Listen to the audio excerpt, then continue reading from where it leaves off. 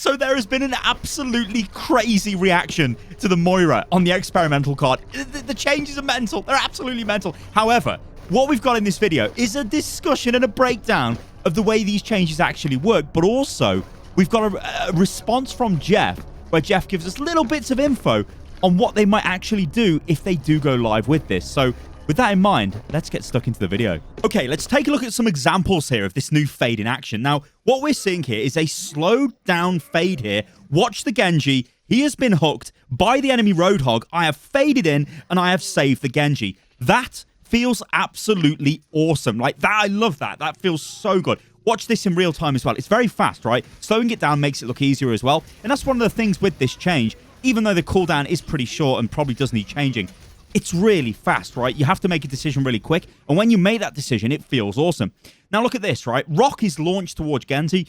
Genji, even who the hell is Genji? Whatever. It's thrown towards Genji. I faded, sort of trying to anticipate the rock hitting him and then him taking follow-up damage. However, he didn't even get hit by the rock. But being able to do that is so cool. Moira has never had the ability to make these individual skill plays before, because all Moira did was just shovel out loads of healing, and that was kind of it, right? And yeah, she got caught by CC, she just fade away. Anyway, check this out. So Junkrat is about to use Riptire. There you go, you see it come in, I faded, and I actually saved the Reinhardt. Now, he was nano boosted, so he wouldn't have died from the Riptire, but the decision there to fade in and save the Reinhardt was a very conscious decision that I've made, and it felt absolutely awesome. And this is one of the things Blizzard, they're always really good at doing this. They nail the feel of the characters. I even remember Brig, original Brig, when she came out. If you guys go back and watch the video I made on that, I was losing it. She was so much fun to play, and that's what Blizzard do. Obviously, balance tends to come later and all of that stuff, and it's a complex sort of equation. All right, let's watch this slowed down from a different angle. So notice me on the Moira. We're about to see our Reinhardt push forward, and then we're going to see Riptire come through, where our Reinhardt sort of comes back. So you see Riptire is flying through. I'm off the screen here. I can hear the Riptire. See, I've faded in. The fade effect is on my Reinhardt and obviously on me. The Riptire detonates. It does no damage. That is a skill play, and it is awesome. That feels absolutely fantastic. This change is so good for that. However, it is a bit too powerful. Now, there have been some reactions here, and I really like this from Bren. Now, he is one of the casters for Overwatch League, and I really like this. So he just says, this kind of overreaction to the experimental card is what causes dev teams to stop communicating. I don't think the Moira changes are good, but try to format feedback in a constructive way rather than being reactionary. And I think that's absolutely a fine thing to say. But I do think there's been some issues with the way the experimental card is used, because it's not really clear that it is truly experimental. Like, it kind of is. It does say on the tin, it's experimental mode. But the problem is the last couple of experimental modes, especially when it comes down to just balance changes, they all go to live. There's like sometimes have very small tweaks, but they pretty much go to live. So it's kind of clear that what Blizzard are doing is using it as a test bed because nobody plays on PTR. So, hey, let's get some meaningful stats. Let's like put the balance patch onto experimental and then just go, hey, yeah, cool, it works. Now, the problem with that is sometimes we get crazy experimental modes that are just way out there and are just totally ridiculous, like we got with the very first experimental mode. However, it's kind of like the message is sort of, it's a bit muddy, right? Because we don't know what we're going to get. So with this new Moira one, people are like, is this actually just a crazy experimental change? Or is this one of those balance experimental changes that will go to live? That's the big question. So what is actually good and what is actually bad about these Moira changes? Now, the first thing I think we need to talk about is the biotic orb. Now, what they've done with this is basically turned it into a skill shot. Because if you fire this at somebody, like literally throw it in their face, it will do 150 damage to them. It will do tons of damage. This is great, but it has to be within 1 meter. So it's got to be like thrown at them. And of course, people can move out of the way, which is the way you counter this thing. You see it thrown towards you, you move out of the way. Now, it does less damage when the range is increased. So if you're further away from the orb, up to a maximum range of 3 meters, the damage actually gets lower and lower and lower to the point of when it is 3 meters away, it is doing 25 damage. It's literally doing nothing. And this is per second as well. So you have to actually stand there for a second to take 25 damage at its maximum range of 3 meters, which really isn't a lot. This actually is brilliant because it solves the issue of Moira orbs just bouncing around the map, killing everyone. So as a design and balance change, I think that's really good, because what you're doing here is getting rid of the random nature of orb just killing people as it's bouncing around, and also you're making it a more skillful ability to use. So I like that. I think that's actually a really good change. And I'm not too sure I've been seeing too many negative reactions. I just think it's a really sort of elegant solution to one of the problems that Moira had. And I think most people agree with that, which is pretty good.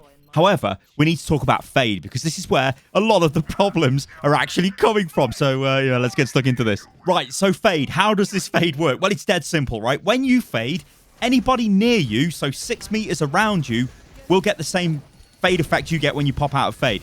However, you get it for the whole duration. They only get it at the end of the Fade, and it lasts for 1 second. Now, you're probably thinking, well, this ain't too bad, right? What the hell? It's 1 second of immunity. Moira has to time it. Is it going to work? Well, there's a couple of issues with this, because you can get massively easy value using this. Now, I know what Blizzard are trying to do. You've got this sort of dichotomy between, do I want to be offensive? Do I want to be defensive? Which is great, right? Am I going to rush forward and save Genji, or am I going to run away and save myself, right? There's a risk versus reward thing there, which is great. However, we start having problems when we look at the ability and we realize that it will just remove Moira's grenade effect. So Moira hits your team. You've all got the anti-heal effect on you. Anna hits your team, sorry. And then you just use Moira Fade into your team, and it just gets rid of the effect. What happens if Reinhardt earth shatters you? You're on the ground, and then Moira just, uses Fade. The stun is a second less effective than it would have been. What happens if Sigma picks you up in his ulti, and you just Fade before you hit the ground? There's all these things, right? What about May's ultimate, right? She's freezing you. It doesn't matter, because you're just going to Fade in and save the team. There's all these things that Moira's Fade can now actually fix, and it's super strong for that. However, it does have some awesome moments, like I showed you guys at the top of this video, saving the Reinhardt from the Junkrat Riptire, and there's going to be loads of stuff like that, saving people who get hooked by a Roadhog. They are fantastic. Like, that is awesome. But there is one massive problem here, and what I've been trying to work out is, why have Blizzard just gone forward with the same cooldown? It just doesn't make any sense, because this now means you've got this very powerful invulnerability you can give to the team. Yeah, it only lasts for a second, but all those examples I just gave you guys, it's really powerful, and you pretty much get the value every single time you use it in those scenarios. Yeah, sure, there's going to be moments where you can skillfully use it, and I think that's what Blizzard are trying to lean towards, instead of just having this ability literally on tap so you can just keep using it. Well, check this out, because this is what Jeff has said about this, because we had the chance just to have a quick chat with Jeff about it, and he said this. I think this is really cool. He said, in hindsight, it wasn't obvious or communicated, but if we did something crazy like the Fade change, the cooldown would, obvious to us but not to the public, be changed. Now, this is what we need to know, because when we don't get this kind of critical information, all we've got is, like, we can just take it face value. And we see these Moira changes on the experimental card with no other changes, and we're like, this seems crazy. Like Moira is just insane. Why would you do this, Blizzard? But then seeing Jeff actually say, well, hey, we would look at the cooldown, makes more sense, right? Because this is an ability that, honestly, to me, needs something like a 10-second cooldown. It is so powerful, because Moira can just remove effects. She can, which has basically got a cleanse. If any of you guys play World of Warcraft or any MMO, you can cleanse negative effects with Fade. It is so powerful, right? Insane ability. She also had the angle of which the biotic grasp attaches to enemy targets reduced by 37%, which means you have to aim a little bit better before the attack actually connects to an enemy. Again, I don't think I've seen anyone moan about that. I think that's fine. I think most people think that's fine as well. It's still pretty, like, it's still, I don't want to say easy, but it's still not super difficult to attach that. If someone's coming at you, you can still do damage to them with that. And of course now, if you throw your damage orb at them and it hits them and you do damage with your primary fire, or your secondary fire, I guess, you will probably delete them, and that's going to be mega strong. Especially if like a Tracer or a Genji comes at you, you can literally turn around, skill shot, and wipe them out. It's kind of a bit similar to Zen in a way, although it's still a lot more forgiving than Zen if you get dove by a Tracer or a Genji. So I think people like that. Now, the thing with Fade, and I guess just to end the video on that, is there are other issues with it, right? So the way it interacts with ultimates, and I'm sure Blizzard will probably look at that kind of thing in the future and all of that stuff. But what we've got here is a change to a hero, which I think is actually really positive, because you get inside the mind of the development team and you can see what they're doing here. They're trying to make Moira a more, like, a hero with more potential for these clutch moments. A hero with more potential to make plays, because Moira doesn't really make plays, does she, on live? She's just there. She's doing tons of healing. Yeah, she's fun to play, but she's not making, there isn't a moment where it's like, oh my god, that Moira has just made a crazy play. Anna has those moments. Batiste has those moments, right? Zen has those moments. You could even say, well, Lucio has those moments. He gets a massive boop. Everyone goes crazy, right? Mercy, well, she doesn't. She kind of needs this love as well. So maybe Blizzard will do that kind of thing in future. So I think overall, this is actually a net positive change.